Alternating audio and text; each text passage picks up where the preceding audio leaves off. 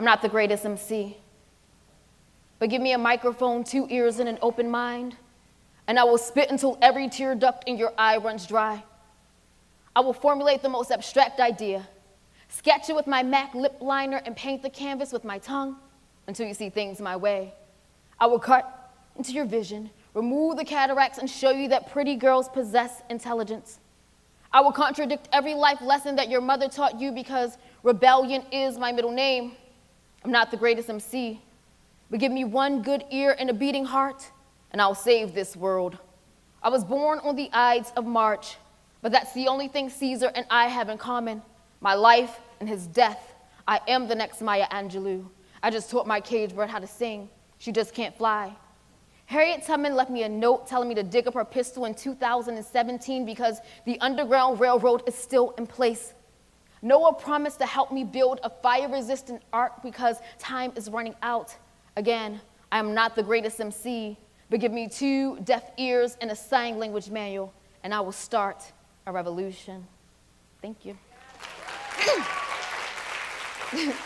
So that poem has absolutely nothing to do with my TED Talk, but I do it before I speak anytime because it takes the nerves off of me and it helps me to get into my alter ego and embrace my Sasha Fierce.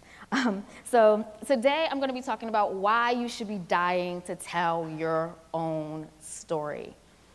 So a few days ago, one of my closest friends texted me, and she asked me if I could help her write her obituary. And in my mind, I'm thinking, are you serious right now? Oh my God. She's young, and she's vibrant, and she's seemingly healthy, and I can't imagine her dying because she has so much more life to live. And so I asked the dreaded question, are you dying? And she said, no, but one day I will. And it reminded me that we're all gonna die, but who's going to tell our stories, and how will we be remembered? I spent 9 years working in a funeral business back in Baltimore. And during that time, I wrote hundreds of obituaries for people that I did not know. Whenever someone came to the funeral home, we would give them a template of how to write an obituary.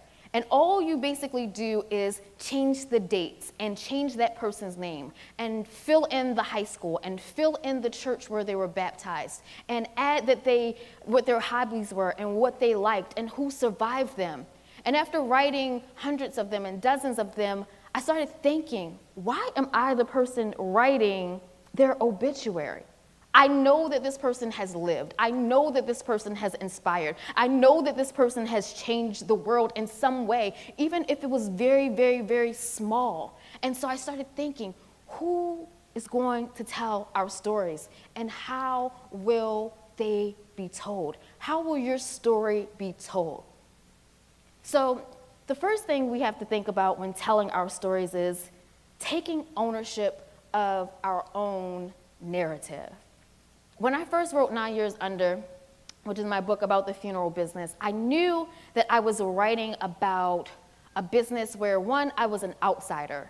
2, women were underrepresented in that business. Most people that own funeral homes, most women that own funeral homes inherit it from their husband or from their father or someone in the family, and I was an outsider.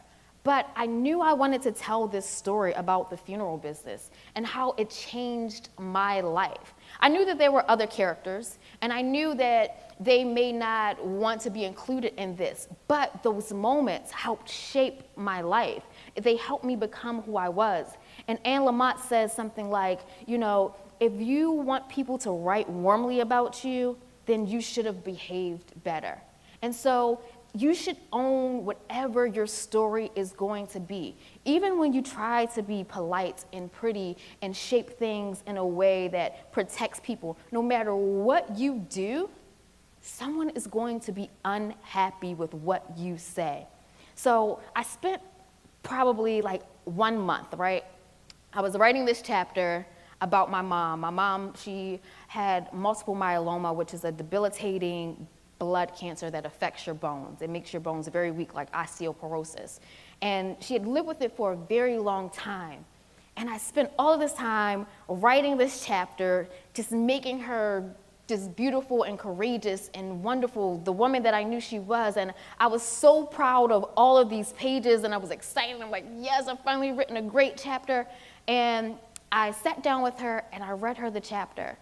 And she said, do you have to use the word cancer? And I was like, is there another word for cancer? And she's like, well, maybe terminal illness or something like that. And I'm like, really? And so I had written all of those great things about her, but the only thing that she heard was the word cancer. So we can't worry about what other people are going to think or feel when we tell our stories. We just have to tell them. They're going to get mad about it anyway. So you have to tell your story. I always say share your story because someone else has or someone else will.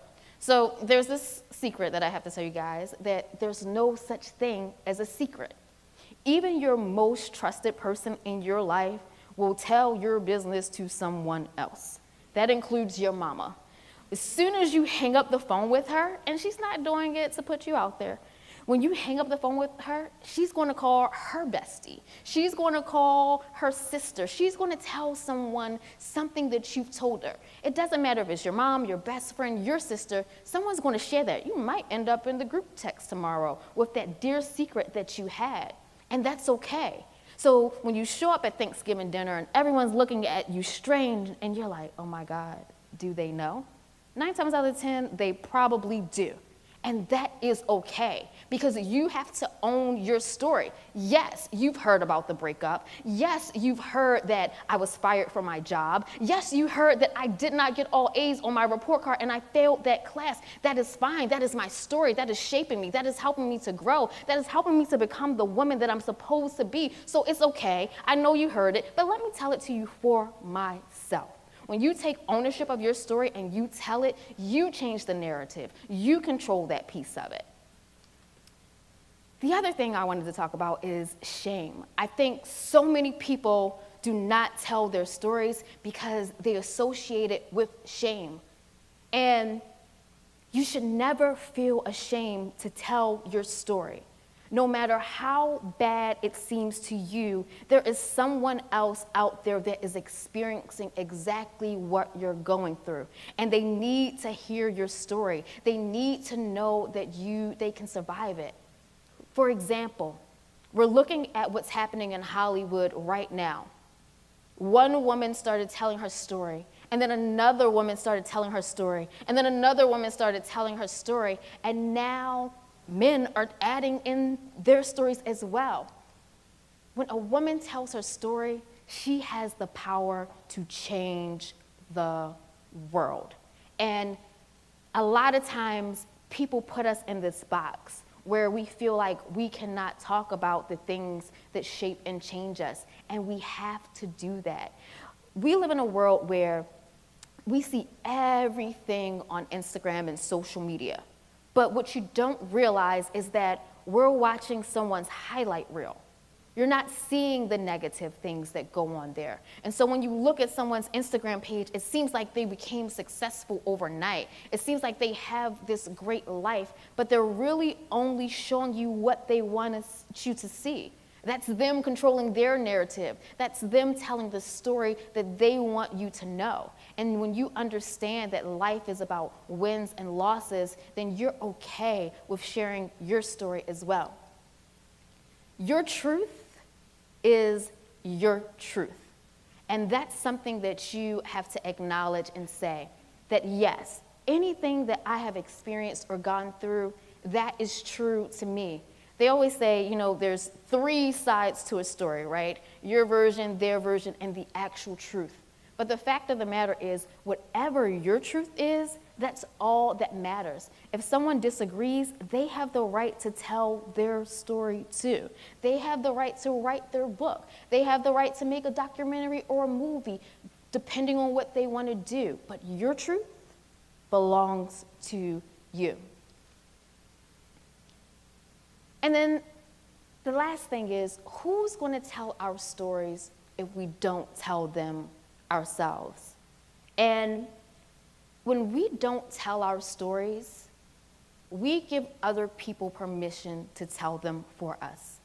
When women don't tell their stories, we give men permission to tell them for us.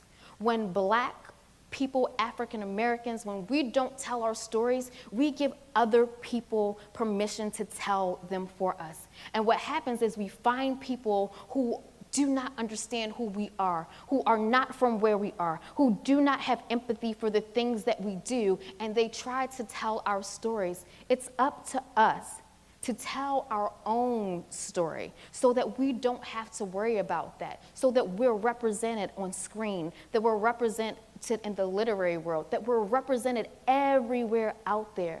That's how we tell our stories. That's how we shape our lives. That's how we make sure a stranger is not writing our obituary. That's how we help other women to grow and to build and to become the people that they're supposed to be. So I wanted to leave you with a few words today before I end my TED Talk. Just some things that I've been considering. Surrendering your words to fear is another form of violence. A brutal attack on heart and soul. It's like self-mutilation, cutting out your own tongue, surrendering to your opponent without knowing if you would have won or inspired or influenced or invoked change. How can you live with yourself knowing that the world still remains as it was yesterday? Where is your mark? Where are your footprints? What seeds did you plant? What knowledge did you impart? Have you dimmed your light by hiding in the dark? Can you look into the eyes of a child and know something that you've done has touched them? Can you look at another face and know that you put that smile there? Have you ever whispered life into the ears of a cancer patient and watched them live again? Have you birthed something and watched it grow beyond what you've ever imagined? Have you made love with the ingredients that you've been given? Are you even living? When you're old and your mind and your body betrays you, who's going to care for you? Will your children come to visit? Will anyone be grateful for your spirit? How will you be remembered? How will you be remembered? Because you must live on. You cannot let words defeat you. You cannot silence the voice that you've been given. You cannot be selfish with your wisdom. You cannot hoard life secrets in the compartments of your mind. You cannot waste God's precious time, because you must speak. You must speak up and speak out and remove all doubt, because holding your peace can sometimes cause a war. I said, holding your peace can sometimes cause a war. And losing your words to fear, it is the worst type of violence, and we don't need any more. Thank you.